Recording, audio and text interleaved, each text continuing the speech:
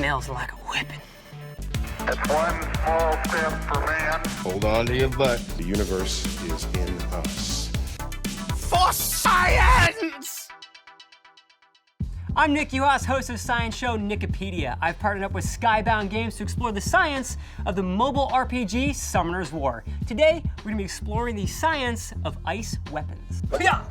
In Summoner's War, ice is used for all sorts of different things. Spells, weapons. One of my favorite examples is the Polar Queen Alicia. Ice is a 1.5 on the MOHS scale. The MOHS scale is a scale of hardness from 1 to 10, 10 being the hardest, which is diamond, and 1 being talc, which is very brittle. You could probably scratch it with your fingernail. This ice that we're using came from an ice carver, and we actually keep our ice on dry ice. So at negative 94 degrees Fahrenheit, ice actually becomes a 6 on the MOHS hardness scale. Today we're gonna be testing exactly how dangerous ice weapons are by taking an icicle and putting it up against a metal shield. We know that steel is harder than ice, but we don't know if with enough force, if the ice will actually dent or go through the shield or not.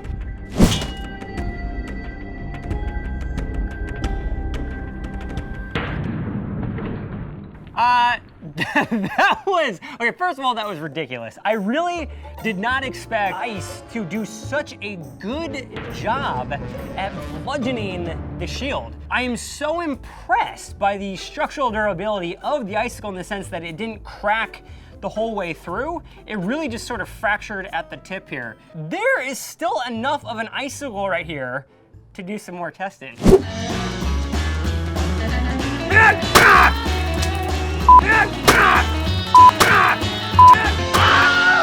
This icicle was way stronger than I anticipated, but let's test out the sword. So here is our ice sword. It's just so awesome. I'm really gonna go for it. I'm gonna swing as hard as I can, and if I can even put a dent in this, I'll be super stoked. But there's only one way to find out.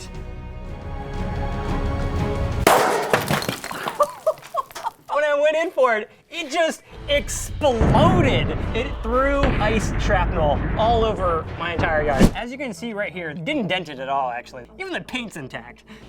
In the battle of ice sword versus shield, I would certainly say that the shield won. We know that the sword does a great job at exploding on impact when it goes up against a shield. However, we do have some watermelons, and so we're going to test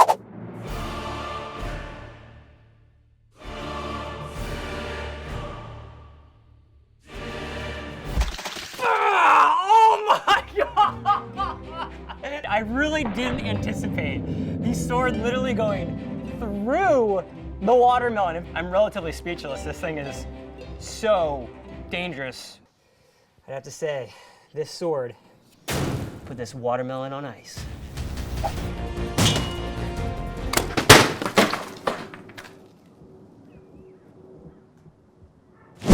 Here's what we've learned. We've learned that an ice sword has no problem piercing a watermelon, and that an ice sickle cannot penetrate a wooden shield or a metal shield. However, the ice sickle is actually quite durable when it comes to battle actions. I actually hit the shield 3 times and still used the icicle, whereas the ice sword pretty much had a one-time use. So if I were in the battlefield, I'd be going with the icicle over the ice sword. If you guys like this video, make sure to give us a thumbs up in the comment section below. Let me know, what would you guys use? Would you use an icicle or an ice sword? Remember to subscribe to Summoner's War and our partners at Skybound Games.